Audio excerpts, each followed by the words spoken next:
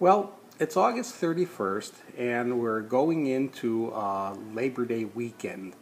Now, this is an American holiday, but a lot of things that I'm going to be talking about here will translate to other countries who also celebrate holidays. It may not be today, it likely won't be today, but at other times where they do have holidays that have, certain nuances about them. Because the thoughts that people get after the initial quitting process, when you're quitting for the first week, everything is triggering. Everything you're doing seems new without a cigarette. On top of that, you got drug withdrawal happening. But after you get through that time period, there will still be times where people will say they have, and they'll often say craves for cigarettes, but generally craves is usually denoting more of a physical need for cigarettes.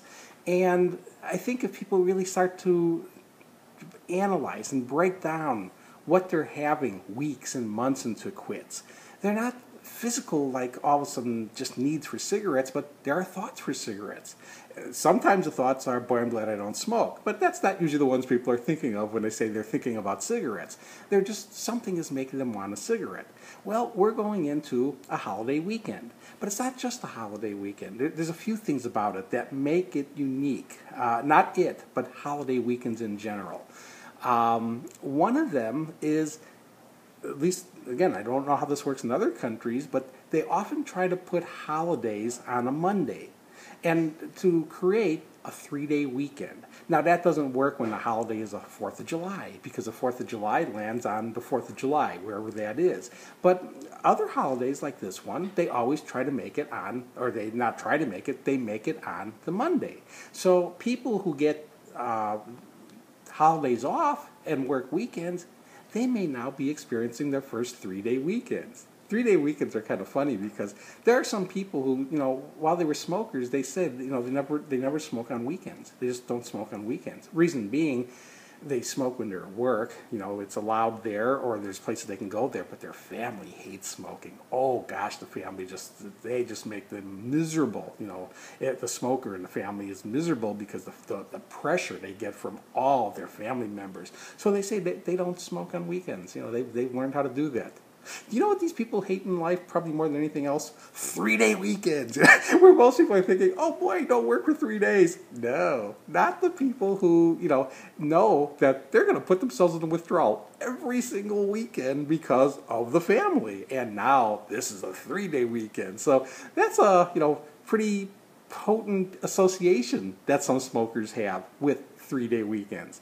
And if this is your first one since quitting, well, it's going to have that kind of, trigger. Like, I don't smoke on 3-day weekends. That's tough. That's hard. That's really rough. And we really have to be careful is when the Tuesday rolls around, because it used to be, oh my gosh, you go for a cigarette so fast on that Tuesday when you got away from home.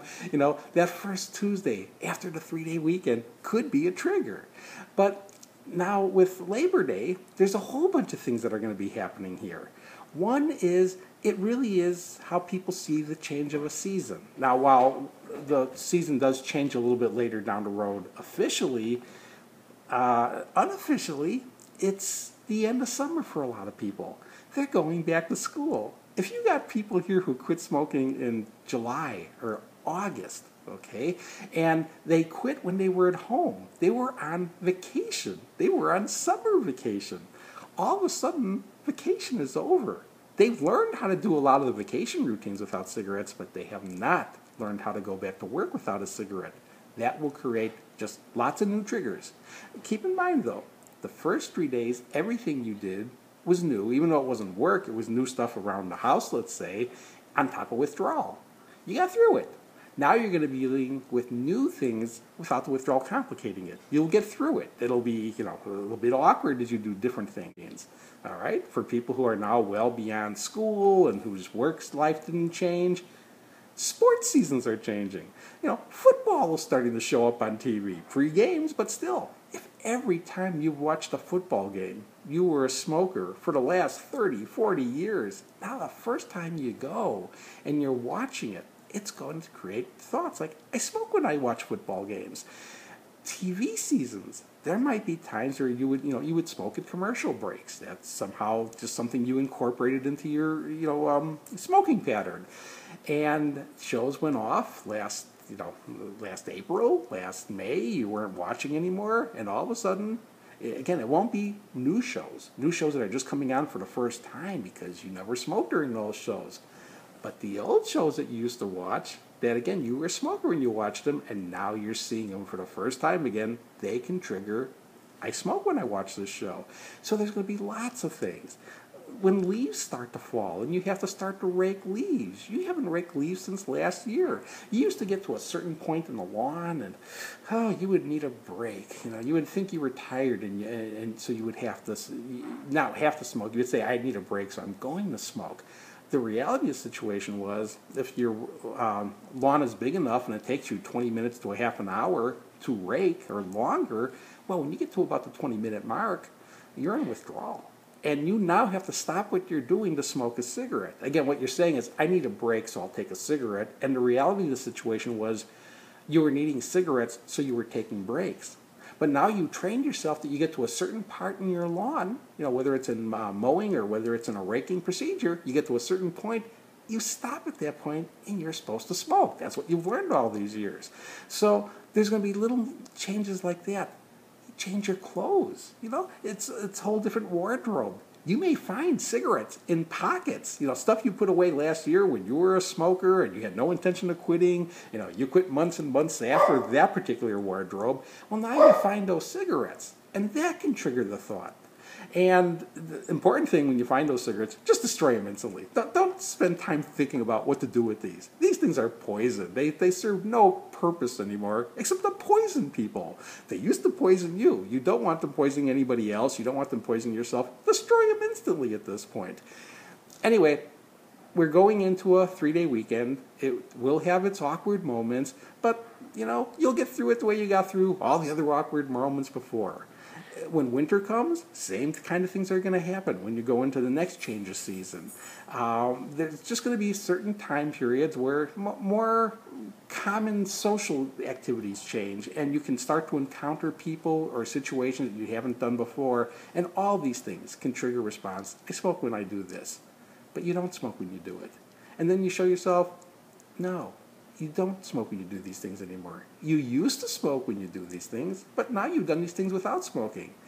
Pretty soon, you'll do these things and smoking won't even be in the picture. It won't even be a forethought after a while. It was something you used to do and no big deal. That's the way it should be. Not smoking is a big deal. It really is. But when you think about smoking, as far as thinking about it in any kind of a risky format, or like it's somehow going to, undo you somehow, just because you're encountering these situations. It's not. It's facing these things head on now, getting through them, proving to yourself you can do this, and you can do this, and you can do this. Bottom line, you can do everything.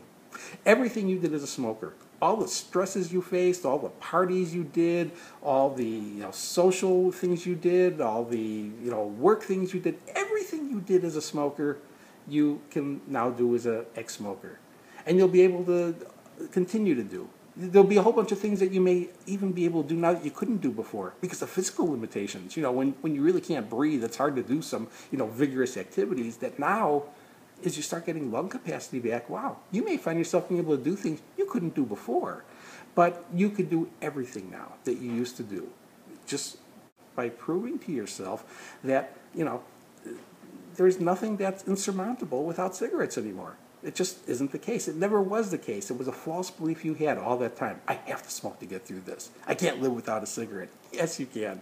Yes, you have. You've done it all this time. You'll continue to do it for the rest of your life now, as long as you continue to stick to the personal commitment you made the day you stopped to never take another puff.